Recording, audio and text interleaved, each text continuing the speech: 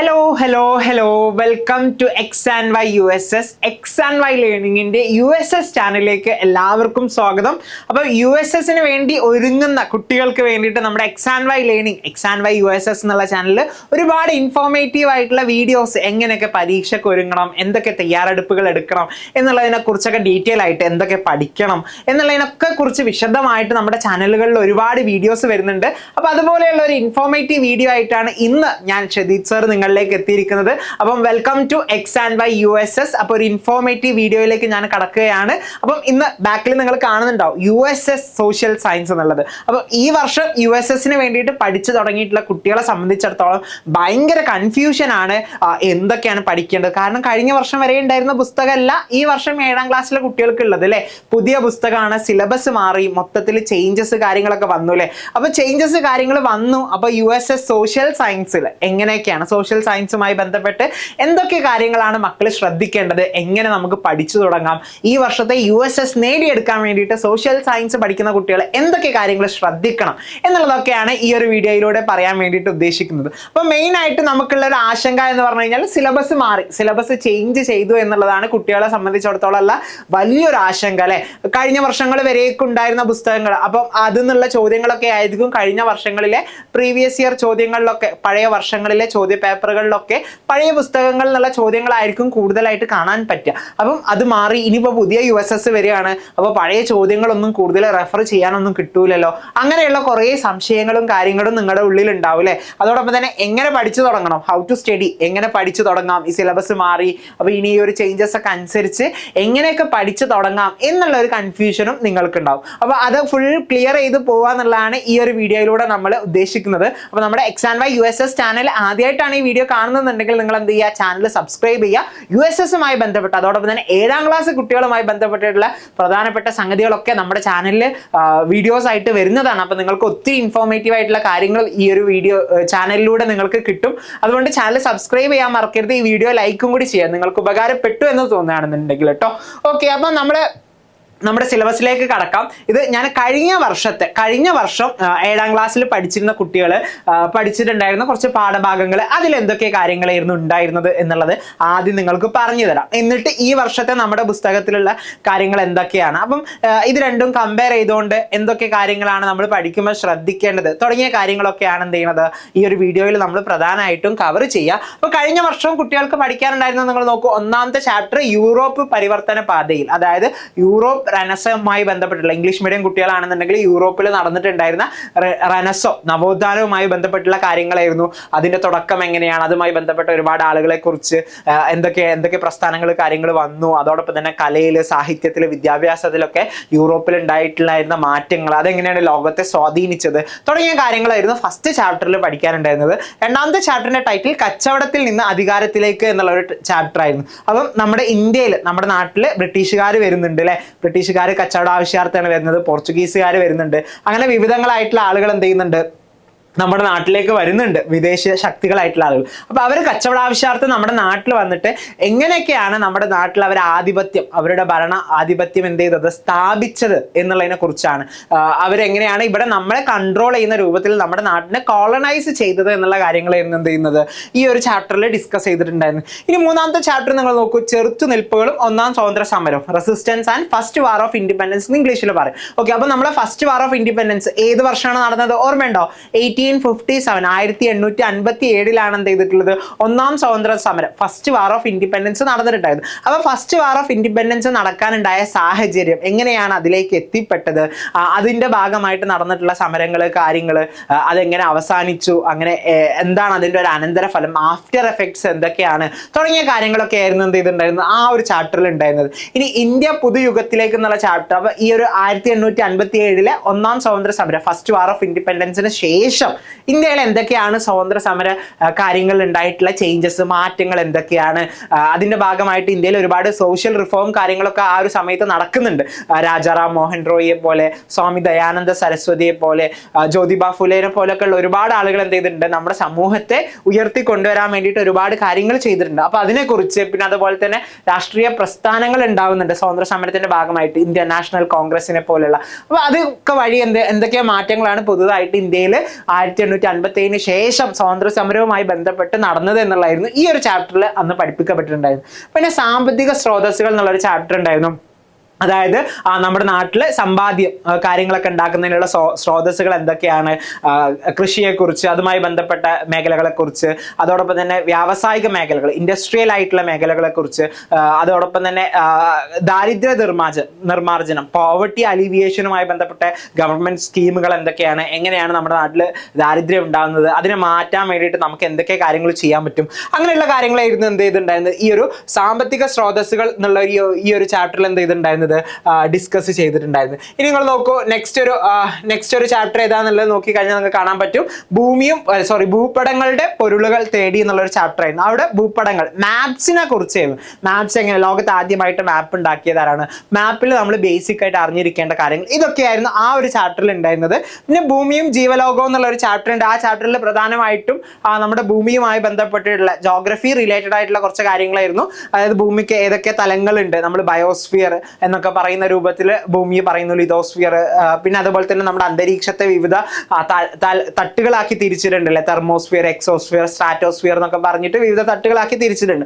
അങ്ങനെ ഭൂമിയുമായി ബന്ധപ്പെട്ട്, അതിന്റെ അന്തരീക്ഷവുമായി ബന്ധപ്പെട്ട് അതിന്റെ പ്രത്യേകതകൾ, കാര്യങ്ങൾ, അങ്ങനെയുള്ളതൊക്കെ ആയിരുന്നു എന്ത് ചെയ്തിട്ടുണ്ടായിരുന്നത് ഈ ഒരു ഭൂമിയും ജീവലോകവും എന്നുള്ള ഒരു ചാപ്റ്ററിൽ ഉണ്ടായിട്ടുണ്ടായിരുന്നത്. ഓക്കെ, പിന്നെ നെക്സ്റ്റ് ഒരു ചാപ്റ്റർ നവകേരള സൃഷ്ടിക്ക എന്നുള്ള ഒരു ചാപ്റ്റർ ഉണ്ടായിരുന്നു. അപ്പൊ അതിൽ കേരളത്തിലെ നവോത്ഥാനത്തിന്റെ ഭാഗമായിട്ട് എന്തൊക്കെ കാര്യങ്ങളാണ് നടന്നത്, ഏതൊക്കെ ആളുകളാണ് അതിൽ പ്രധാനമായിട്ട് പ്രവർത്തിച്ചിട്ടുണ്ടായിരുന്നത്. കേരളത്തിൽ അയ്യങ്കാളിയെ പോലെയുള്ള ആളുകളുണ്ട്, സാമൂഹ്യ പരിഷ്കർത്താക്കളായിട്ടുള്ള വക്കം അബ്ദുൽ ഖാദർ മൗലവിയെ പോലെയുള്ള ആളുകൾ, അതോടൊപ്പം തന്നെ ശ്രീനാരായണ ഗുരുവിനെ പോലെയുള്ള ആളുകൾ. അങ്ങനെ കേരളത്തിന്റെ നവോത്ഥാന രംഗത്ത് ഒരുപാട് സംഭാവനകൾ ചെയ്ത ആളുകൾ, അവരുടെ ചരിത്രം, അവർ കൊണ്ടുവന്നിട്ടുള്ള മാറ്റങ്ങൾ, അതൊക്കെയാണ് എന്ത് ചെയ്തിട്ടുണ്ടായിരുന്നത് ഈ ഒരു ചാപ്റ്ററിൽ പ്രധാനമായിട്ട് ഡിസ്കസ് ചെയ്തിട്ടുണ്ടായിരുന്നു.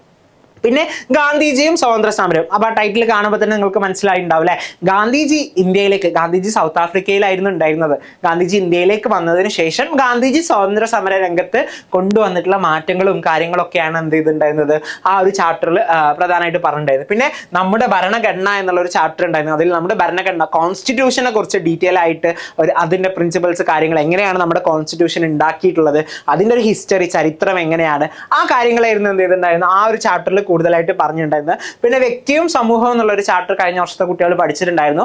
അതിൽ നമ്മുടെ സാമൂഹീകരണത്തെ കുറിച്ച്, അതായത് ഒരു വ്യക്തി ഒരു സമൂഹത്തിൽ ഇടപെടുമ്പോൾ ശ്രദ്ധിക്കേണ്ട കാര്യങ്ങൾ, എങ്ങനെയൊക്കെയാണ് വ്യക്തിയും സമൂഹവും കണക്ട് ചെയ്ത് നിൽക്കുന്നത്, കുടുംബത്തെക്കുറിച്ച്, അതുപോലെയുള്ള ഓരോ സാമൂഹീകരണ ഏജൻസികളെ കുറിച്ചൊക്കെ എന്ത് ചെയ്തിട്ടുണ്ടായിരുന്നു ആ ഒരു ചാപ്റ്ററിൽ നമുക്ക് പഠിക്കാനുണ്ടായിരുന്നു. പിന്നെ സൗരതാപനവും അന്തരീക്ഷ സ്ഥിതിയും എന്നുള്ളൊരു ചാപ്റ്ററിൽ വിവിധ ഊർജ്ജ സ്രോതസ്സുകളെ കുറിച്ച്, അതോടൊപ്പം തന്നെ കാലാവസ്ഥയെക്കുറിച്ച്, അങ്ങനെയുള്ള വ്യത്യസ്തങ്ങളായിട്ടുള്ള കാര്യങ്ങളായിരുന്നു ഉണ്ടായിരുന്നത്. പിന്നെ ഇന്ത്യയിലൂടെ എന്നുള്ളൊരു ചാപ്റ്റർ ഉണ്ട്. അത് ഇന്ത്യയെക്കുറിച്ച്, ഇന്ത്യയുടെ ഭൂപ്രകൃതിയെക്കുറിച്ച്, ഇന്ത്യയിലെ കാലാവസ്ഥയെക്കുറിച്ച്, ഇന്ത്യയിലെ കൃഷിരീതികളെക്കുറിച്ച്, അങ്ങനെ ഇന്ത്യയെക്കുറിച്ചുള്ള ഒരു ചാപ്റ്റർ ആയിരുന്നു ഉണ്ടായിരുന്നത്. അപ്പം പുതിയ 7ാം ക്ലാസ്സിൽ ഇപ്പം പഠിച്ചുകൊണ്ടിരിക്കുന്ന ഈ വർഷം USS എഴുതാൻ പോകുന്ന കുട്ടികളെ ജസ്റ്റ് ഒന്ന് അറിഞ്ഞിരിക്കാൻ വേണ്ടി ഞാൻ പറഞ്ഞാണ്. കഴിഞ്ഞ വർഷം കുട്ടികൾ ഏതൊക്കെ കാര്യങ്ങളായിരുന്നു അവരുടെ പുസ്തകത്തിൽ ഉണ്ടായിരുന്നത്. പുസ്തകത്തിന്റെ PDF ഒക്കെ നിങ്ങൾക്ക് ഓൺലൈനിലായിട്ടൊക്കെ കിട്ടും.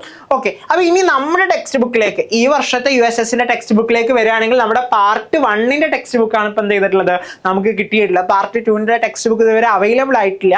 അതിന്റെ കരടും കാര്യങ്ങളും തയ്യാറാക്കുന്നതൊക്കെ നടന്നുകൊണ്ടിരിക്കുന്നേ ഉള്ളൂ. അപ്പൊ നമ്മുടെ പാർട്ട് 1ൽ നമുക്ക് ഏകദേശം 7 ചാപ്റ്റർ ഉണ്ട്. കഴിഞ്ഞ വർഷം കുട്ടികൾ ടോട്ടൽ 13 ചാപ്റ്റർ ഉണ്ടായിരുന്നു. അപ്പം 7 ചാപ്റ്ററാണ് ഇപ്പൊ നിലവിൽ എന്ത് ചെയ്തിട്ടുള്ളത് പാർട്ട് 1ലുള്ളത്. അപ്പൊ ഇനി പാർട്ട് 2 ഇറങ്ങുമ്പോഴാണ് ഡീറ്റെയിൽ ആയിട്ടുള്ള നമുക്ക് രൂപം കിട്ടുക. പക്ഷെ ഈ ഒരു പാർട്ട് 1ലെ കാര്യങ്ങൾ തന്നെ നിങ്ങൾ നോക്കൂ.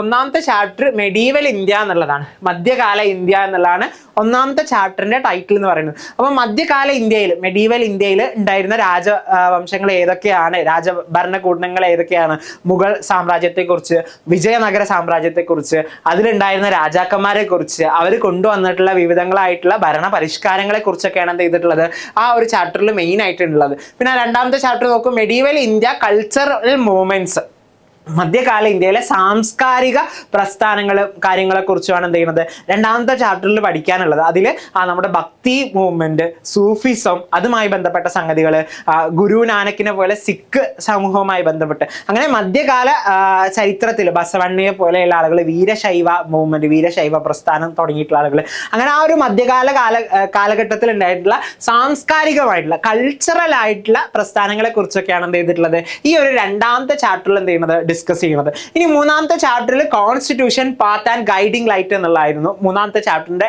ടൈറ്റിലായിട്ട് വരുന്നത്. ഭരണഘടനയെ കുറിച്ചുള്ള കാര്യങ്ങളാണ് ആ ഒരു ചാപ്റ്ററിൽ ഡിസ്കസ് ചെയ്യുന്നത്. പിന്നെ ഫ്രം ഇൻജസ്റ്റിസ് ടു ജസ്റ്റിസ് എന്നുള്ളതാണ് എന്ത് ചെയ്യുന്നത് നാലാമത്തെ ചാപ്റ്ററിന് ടൈറ്റിലായിട്ട് കൊടുത്തിട്ടുള്ളത്. നമ്മുടെ നാട്ടിൽ നിങ്ങൾക്ക് അറിയാലേ പണ്ട് കാലങ്ങളിൽ ജാതിയുമായി ബന്ധപ്പെട്ടിട്ടുള്ള ഒരുപാട് പ്രശ്നങ്ങളും കാര്യങ്ങളൊക്കെ ഉണ്ടായിരുന്നു. അപ്പോൾ ആ ജാതിയിൽ നിന്നും അതോടൊപ്പം തന്നെ ഒരുപാട് അനീതികളിൽ നിന്നും തുല്യത ഇല്ലായ്മയിൽ നിന്നൊക്കെ നമ്മുടെ നാട്ടിന് ഒരുപാട് സാമൂഹ്യ പരിഷ്കർത്താക്കളുടെ പ്രവർത്തനങ്ങൾ വഴിയൊക്കെയാണ് എന്ത് ചെയ്തിട്ടുള്ളത് നമ്മൾ ഉയർത്തി കൊണ്ടുവന്നിട്ടുള്ളത്. അപ്പോൾ അതിനെക്കുറിച്ചൊക്കെ വിശദമായിട്ട് ചർച്ച ചെയ്യുന്ന ഒരു ചാപ്റ്ററാണ് ഫ്രം ഇൻജസ്റ്റിസ് ടു ജസ്റ്റിസ് എന്നുള്ളത്. പിന്നെ അഞ്ചാമത്തെ ചാപ്റ്റർ അവർ എർത്ത് നമ്മുടെ ഭൂമി എന്നുള്ളതാണ്. അപ്പോൾ നമ്മുടെ ഭൂമിയെക്കുറിച്ച് അന്തരീക്ഷം അതുമായി ബന്ധപ്പെട്ട സംഗതികൾ ഭൂമിയുടെ ഉള്ളറകൾ തേടിക്കൊണ്ട് അന്തരീക്ഷത്തിന്റെ വിവിധ പാളികളെ കുറിച്ച് വിവിധ തട്ടുകളാക്കി അന്തരീക്ഷത്തെ തിരിച്ചിട്ടുണ്ട്. അപ്പൊ അതിനെ കുറിച്ചൊക്കെയാണ് എന്ത് ചെയ്തിട്ടുള്ളത് ഈ ഒരു ചാപ്റ്ററിൽ പ്രധാനമായിട്ട് വരുന്നത്. പിന്നെ ഇന്ത്യൻ സബ് കോണ്ടിനെന്റ് എന്നുള്ളൊരു ചാപ്റ്റർ ഉണ്ട്. അതിൽ ഇന്ത്യയുമായി ബന്ധപ്പെട്ടുള്ള വിശദമായിട്ടുള്ള കാര്യങ്ങൾ ഇവിടുത്തെ കാലാവസ്ഥ കൃഷി രീതികൾ സംഗതികൾ ഒക്കെയാണ് എന്ത് ചെയ്യുന്നത് വരുന്നത്. പിന്നെ from food production to food security എന്നുള്ളൊരു ചാപ്റ്റർ ഉണ്ട്. ഭക്ഷ്യോൽപാദനത്തെക്കുറിച്ചും ഭക്ഷ്യസുരക്ഷയെ കുറിച്ചുള്ള ഒരു ചാപ്റ്ററാണ്. ദാരിദ്ര്യത്തെക്കുറിച്ചും ദാരിദ്ര്യ നിർമ്മാർജ്ജനത്തെക്കുറിച്ചും ഒക്കെയാണ് എന്ത് ചെയ്യുന്നത് ആ ഒരു 7ാമത്തെ ചാപ്റ്ററിൽ പഠിക്കാനുള്ളത്. അപ്പൊ ഞാനിത് എന്തിനാണ് വിശദമായിട്ട് ഇങ്ങനെയൊക്കെ പറഞ്ഞത് എന്നുള്ളത് നിങ്ങൾ ആലോചിക്കുന്നുണ്ടാവുമല്ലോ. അപ്പൊ ഞാൻ തുടക്കത്തിൽ നിങ്ങളോട് സൂചിപ്പിച്ചില്ലേ, തുടക്കത്തിൽ ഞാൻ പറഞ്ഞിട്ടുണ്ടായിരുന്നു ഈ വർഷം USSന് പഠിച്ചു തുടങ്ങിയ കുട്ടികളെ സംബന്ധിച്ചിടത്തോളം പഴയ ക്വസ്റ്റ്യൻ പേപ്പറൊക്കെ എടുക്കുമ്പോൾ അതിൽ നമ്മൾ അറിയാത്ത കുറേ കാര്യങ്ങളാണ്, ഫുൾ ഡൗട്ട്ഫുൾ ആയിട്ടുള്ള സംഗതികളാണ് എന്നുള്ള നിലക്കൊക്കെ നിങ്ങൾ ആലോചിച്ചിട്ടുണ്ടാവില്ലേ, കൺഫ്യൂഷൻ വന്നിട്ടുണ്ടാവില്ലേ. അപ്പോൾ ആ കൺഫ്യൂഷൻ ക്ലിയർ ചെയ്ത് തരിക എന്നുള്ളതാണ് ഈ ഒരു വീഡിയോയിലൂടെ ഉദ്ദേശിക്കാൻ പോകുന്നത് കേട്ടോ. അപ്പോൾ നമ്മൾ എന്ത് ചെയ്തു, ഇങ്ങനെ ഒരുപാട് ചാപ്റ്ററുകൾ കാര്യങ്ങൾ ഇവിടെ കുറിച്ച് പറഞ്ഞു. ഇവിടെയും കുറച്ച് ചാപ്റ്റർ 7 ചാപ്റ്ററുകളാണ് ഇപ്പോൾ നിലവിൽ നമുക്ക് കിട്ടിയിട്ടുള്ളത്. ഇനി പാർട്ട് 2 കിട്ടുമ്പോഴേ വിശദമായിട്ടുള്ള ഒരു ഐഡിയ നമുക്ക് കിട്ടുള്ളൂ. പക്ഷേ ഈ പാർട്ട് 1 വന്നപ്പോൾ തന്നെ എന്ത് ചെയ്തു, കഴിഞ്ഞ വർഷം പഠിച്ചിരുന്ന പല ചാപ്റ്ററുകളും ഈ വർഷം എന്ത് ചെയ്യുന്നുണ്ട് അതുപോലെ വരുന്നുണ്ട്. ഇപ്പൊ ഉദാഹരണത്തിന് നിങ്ങൾ നോക്കുകയാണെന്നുണ്ടെങ്കിൽ നിങ്ങൾക്ക് കാണാൻ സാധിക്കും, ഒരു എക്സാമ്പിൾ ആയിട്ട് നിങ്ങൾ നോക്കുകയാണെന്നുണ്ടെങ്കിൽ നിങ്ങൾക്ക് ഇവിടെ കാണാൻ സാധിക്കും നമ്മുടെ ഈ ഒരു 3rd ചാപ്റ്റർ. എന്താണ് 3rd ചാപ്റ്ററിന്റെ title? Constitution path and guiding light എന്നുള്ളതാണ് അല്ലെ 3rd ചാപ്റ്ററിന്റെ ടൈറ്റിലായിട്ട് കൊടുത്തിട്ടുള്ളത്. അപ്പൊ അതേപോലെ ഒരു ചാപ്റ്റർ എന്ത് ചെയ്യുന്നുണ്ട് കഴിഞ്ഞ വർഷത്തെ പുസ്തകത്തിൽ എന്ത് ചെയ്യുന്നുണ്ട് അതേപോലൊരു ചാപ്റ്റർ വരുന്നുണ്ട്. നിങ്ങൾക്ക് ഇവിടെ നോക്കിയാൽ കാണാൻ സാധിക്കും നമ്മുടെ ഭരണഘടന എന്ന് പറഞ്ഞിട്ട് ഉള്ള ഈ ഒരു 10th ചാപ്റ്റർ, നമ്മുടെ ഭരണഘടന എന്നുള്ള ഈ ഒരു 10th ചാപ്റ്റർ. അപ്പൊ അതിൽ വരുന്ന കാര്യങ്ങൾ ഏകദേശം സിമിലർ ആണ്, സെയിം കാര്യങ്ങളാണ് ഏകദേശം എന്ത് ചെയ്യുന്നത് ആ 2 ചാപ്റ്ററുകളിലായിട്ട് വരുന്നത്. ഇനി നിങ്ങൾ നോക്കൂ, ഇവിടെ നമുക്ക് എന്ത് ചെയ്യുന്നുണ്ട് ഫ്രം ഇൻജസ്റ്റിസ് ടു ജസ്റ്റിസ് എന്നുള്ള ഒരു ചാപ്റ്റർ ഉണ്ട്. ഞാൻ നേരത്തെ പറഞ്ഞു ആ ചാപ്റ്ററിൽ പ്രധാനമായിട്ടും നമ്മുടെ നാട്ടിലുണ്ടായിരുന്ന സാമൂഹിക വിപത്തുകളെ കുറിച്ച് അതിനൊക്കെ എങ്ങനെയാണ് തരണം ചെയ്തത്, എസ്പെഷ്യലി കേരളത്തിലുള്ള കാര്യങ്ങളാണ് പറയുന്നത്. അയ്യങ്കാളിയെ കുറിച്ചുള്ള ചരിത്രങ്ങൾ കാര്യങ്ങൾ അന്നുണ്ടായിട്ടുണ്ടായിരുന്ന പരിഷ്കരണ പ്രസ്ഥാനങ്ങൾ എന്നുള്ളതൊക്കെയാണ് വരുന്നത്. പിന്നെ അതിൽ പ്രധാനമായിട്ടും കുറച്ചും കൂടി പുതിയ കാലഘട്ടത്തിൽ ഉണ്ടായിട്ടുള്ള സാമൂഹിക പരിഷ്കർത്താക്കളെ കുറിച്ചൊക്കെ എന്ത് ചെയ്യുന്നുണ്ട് അതിൽ കൂടുതലായിട്ട് പരിചയപ്പെടുത്തുന്നുണ്ട്. നിലമ്പൂർ ആയിഷയെ പോലെയൊക്കെയുള്ള സിനിമാ രംഗത്തൊക്കെ തിളങ്ങിയിട്ടുള്ള നാടക രംഗത്തൊക്കെ തിളങ്ങിയിട്ടുള്ള ആളുകളെ കുറിച്ച് പറയുന്നുണ്ട്. അപ്പൊ ഈ ഒരു ചാപ്റ്ററിന്റെ ഫസ്റ്റ് ഭാഗം എന്ന് പറയുമ്പോൾ കഴിഞ്ഞ വർഷത്തെ നമുക്ക് പഠിക്കാനുണ്ടായിരുന്ന നവകേരള സൃഷ്ടിക്ക എന്നുള്ള ചാപ്റ്ററിൽ ഉണ്ടായിരുന്ന ഏകദേശം കാര്യങ്ങൾ കുറച്ചൊക്കെ എന്ത് ചെയ്യുന്നുണ്ട് ആ 2 ചാപ്റ്ററിലും കോമൺ ആയിട്ട് വരുന്നുണ്ട്.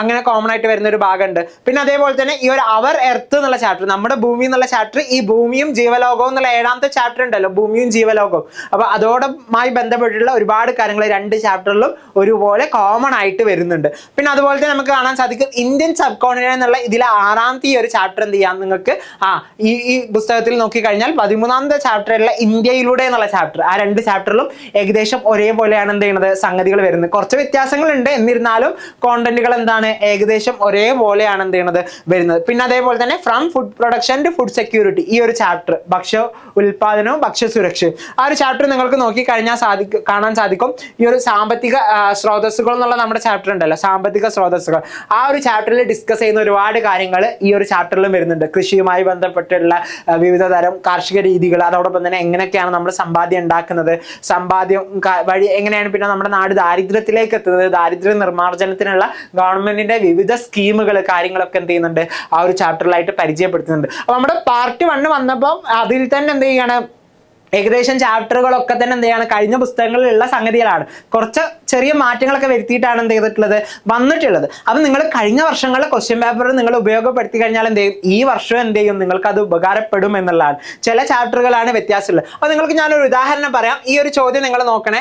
ഈ ഒരു ചോദ്യം ഏകദേശം 2019 വർഷത്തിൽ, അതായത് 2019 USSന് വേണ്ടിയിട്ട് ചോദിച്ചിട്ടുള്ള ഒരു ചോദ്യമാണ്. 2019 USSന് ചോദിച്ചിട്ടുള്ള ഒരു ചോദ്യമാണ്.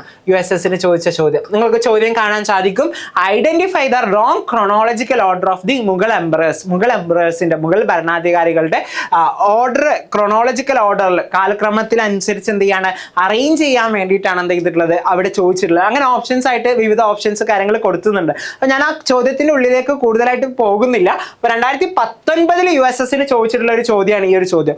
അപ്പോൾ നിങ്ങൾക്ക് ഈ വർഷത്തെ പുതിയ നമ്മുടെ ടെക്സ്റ്റ് ബുക്കിലെ ഫസ്റ്റ് ചാപ്റ്റർ തുടങ്ങി കഴിഞ്ഞാൽ തന്നെ തുടക്കത്തിൽ തന്നെ നമുക്ക് കാണാൻ സാധിക്കും മെഡീവൽ ഇന്ത്യ, മധ്യകാല ഇന്ത്യ എന്നുള്ളതാണ് നമ്മുടെ ചാപ്റ്ററിന്റെ പേര് തന്നെ. ആ ചാപ്റ്ററിൽ മുഗൾ റൂൾ എന്ന് കൊടുത്തിട്ട് എന്ത് ചെയ്യുന്നു, നിങ്ങൾക്ക് ബാബർ, ഹുമയൂൺ, അക്ബർ ഓരോരുത്തരും അവരുടെ കാലഘട്ടം ഏതൊക്കെ വർഷങ്ങളിലാണ് അവർ ഭരണം നടത്തിയിട്ടുള്ളത് എന്നുള്ളതിനെ കുറിച്ച് ഡീറ്റെയിൽ ആയിട്ടുള്ള ചോദ്യം. അപ്പോൾ 2019 ചോദിച്ചിട്ടുള്ള ചോദ്യം നമ്മുടെ ഫസ്റ്റ് ചാപ്റ്ററിൽ ഫസ്റ്റ് ഭാഗത്ത് തന്നെ എന്ത് ചെയ്യുന്നുണ്ട്, വരുന്നുണ്ട് എന്നുള്ളതാണ്. അപ്പോൾ കഴിഞ്ഞ വർഷത്തിലെ ചോദ്യ പേപ്പറുകൾ എന്ത് ചെയ്യും, നിങ്ങൾക്ക് ഉപകാരപ്പെടും. അതോടൊപ്പം തന്നെ നിങ്ങൾക്കോട് പ്രധാനമായിട്ട് പറയാനുള്ളത് USSന് വേണ്ടി പ്രിപ്പയർ ചെയ്യുന്ന സോഷ്യൽ സയൻസിന് നോക്കുന്ന കുട്ടികൾ, സോഷ്യൽ സയൻസ് പഠിച്ചുകൊണ്ടിരിക്കുന്ന കുട്ടികൾ ഉണ്ടെന്നുണ്ടെങ്കിൽ നമ്മൾ മെയിനായിട്ട് നോക്കേണ്ടത് നമ്മുടെ ടെക്സ്റ്റ് ബുക്കാണ്. അപ്പോൾ നിങ്ങളുടെ സിലബസ് മാറി പുതിയ ടെക്സ്റ്റ് ബുക്ക്. അപ്പോൾ ടെക്സ്റ്റ് ബുക്കിലുള്ള കാര്യങ്ങളാണ് നിങ്ങൾ എന്ത് ചെയ്യേണ്ടത്, പ്രധാനമായിട്ടും പഠിക്കേണ്ടത്. പിന്നെ അതിനോടൊപ്പം തന്നെ കറണ്ട് അഫയേഴ്സ് എന്നുള്ളൊരു സംഗതി ഉണ്ട്. കറണ്ട് അഫയേഴ്സ് എന്ന് പറഞ്ഞു കഴിഞ്ഞാൽ ഈ ഒരു സമയത്ത് നമ്മുടെ നാട്ടിൽ, ഇന്ത്യയിലും അതോടൊപ്പം തന്നെ കേരളത്തിലൊക്കെ ഒരുപാട് മാറ്റങ്ങളും കാര്യങ്ങളൊക്കെ നടക്കുന്നുണ്ടാവില്ലേ. കായിക രംഗത്ത്, കലാരംഗത്ത്, സാഹിത്യ രംഗത്ത്, സിനിമാ രംഗത്ത്, രാഷ്ട്രീയ രംഗത്തൊക്കെ ഉള്ള ഒരുപാട് കാര്യങ്ങൾ നടക്കുന്നുണ്ടോ. അങ്ങനെ സമകാലികമായിട്ടുള്ള സംഗതികളിൽ നിന്ന് 2 or 3 ചോദ്യങ്ങൾ എന്ത് ചെയ്യും, USSന് സോഷ്യൽ സയൻസിന് വരും. അതിനാണ് നമ്മൾ കറണ്ട് അഫയേഴ്സ് എന്ന് പറയാറുള്ളത് കുട്ടികളെ. അപ്പോൾ ആ കറണ്ട് അഫയേഴ്സ് എന്നുള്ള 2-3 ചോദ്യങ്ങളായിരിക്കും. ബാക്കി വരുന്ന ചോദ്യങ്ങൾ മുഴുവനും എന്ത് ചെയ്യാണ്, നമ്മുടെ ടെക്സ്റ്റ് ബുക്കിൽ നിന്നാണ് വരിക. അപ്പം സോഷ്യൽ സയൻസിന് പ്രിപ്പയർ ചെയ്യുന്ന കുട്ടികൾ എന്ത് ചെയ്യണം, USSന് പ്രിപ്പയർ ചെയ്യുന്ന മക്കൾ സോഷ്യൽ സയൻസിന്റെ ഭാഗത്ത് എന്ത് ചെയ്യണം, നമ്മുടെ ടെക്സ്റ്റ് ബുക്കിനെ കാര്യമായിട്ട് ഫോളോ ചെയ്യണം. ആ ടെക്സ്റ്റ് ബുക്കിനെ കാര്യമായിട്ട് ഫോളോ ചെയ്ത് കഴിഞ്ഞാൽ നിങ്ങൾക്ക് എന്ത് ചെയ്യും, അടിപൊളിയായിട്ട് ഈ വർഷത്തെ USS നേടിയെടുക്കാൻ സാധിക്കും എന്നുള്ളതാണ് മക്കളെ പറയാനുള്ളത്. അപ്പം ഇന്നത്തെ ഈ ഒരു വീഡിയോയിലൂടെ നമ്മൾ പ്രധാനമായിട്ടും പറയാൻ ഉദ്ദേശിച്ചിട്ടുണ്ടായിരുന്നത് ആ സിലബസ് മാറിക്കഴിഞ്ഞപ്പോൾ സോഷ്യൽ സയൻസിന്റെ കാര്യത്തിൽ എന്തൊക്കെയാണ് ശ്രദ്ധിക്കേണ്ടത് എന്നുള്ളതാണ്. അപ്പം ഞാൻ പറഞ്ഞു ഏകദേശം ചാപ്റ്ററുകളൊക്കെ കഴിഞ്ഞ വർഷങ്ങളിൽ ഉണ്ടായിരുന്ന ചാപ്റ്ററുകളിൽ തന്നെയാണ്, കുറഞ്ഞ മാറ്റങ്ങളൊക്കെ വരുത്തിയിട്ടാണ് കൊണ്ടുവന്നിട്ടുള്ളത്. പക്ഷേ നമ്മൾ കഴിഞ്ഞ വർഷങ്ങളിലുള്ള ചോദ്യങ്ങൾ എന്ത് ചെയ്യാൻ പറ്റും, നിങ്ങൾക്ക് ഈ വർഷം ഉപയോഗിക്കാൻ പറ്റും. പക്ഷേ നിങ്ങൾ ശ്രദ്ധിക്കേണ്ടത് കൂടുതലായിട്ട് നമ്മുടെ ടെക്സ്റ്റ് ബുക്കിലുള്ള ചോദ്യങ്ങളിൽ എങ്ങനെയൊക്കെയാണ് മൾട്ടിപ്പിൾ ചോയ്സ് ആയിട്ട് അല്ലെ, MCQ ആയിട്ടാണ് നമ്മളോട് ചോദ്യങ്ങൾ ചോദിക്കുക. അപ്പം മൾട്ടിപ്പിൾ ചോയ്സ് ആയിട്ട് നമുക്ക് വരുന്ന ചോദ്യങ്ങൾ എങ്ങനെയൊക്കെ വരാൻ സാധ്യതയുണ്ട് എന്നുള്ളത് മനസ്സിലാക്കിയിട്ട് എന്ത് ചെയ്യുക, നിങ്ങൾ ഇപ്പോഴേ പഠിച്ചു തുടങ്ങുക. നേരത്തെ തുടങ്ങി കഴിഞ്ഞാൽ എന്ത് ചെയ്യാൻ പറ്റും, നമുക്ക് വളരെ ഈസി ആയിട്ട് സിമ്പിൾ ആയിട്ട് USS നേടിയെടുക്കാൻ പറ്റും. അപ്പോൾ USSൽ നിങ്ങളുടെ കൂടെ ഫുൾ സപ്പോർട്ടായിട്ട് എന്തുണ്ട്, X&Y ലേണിംഗ് ഉണ്ട്. അപ്പോൾ X&Y USS എന്നുള്ള ചാനൽ നിങ്ങൾ എന്ത് ചെയ്യുക, സബ്സ്ക്രൈബ് ചെയ്യാൻ മറക്കരുത്. അപ്പോൾ കൂടുതൽ ഇൻഫോർമേറ്റീവ് ആയിട്ടുള്ള വീഡിയോസ് ആയിട്ട് നമുക്ക് വീണ്ടും കണ്ടുമുട്ടാം. താങ്ക്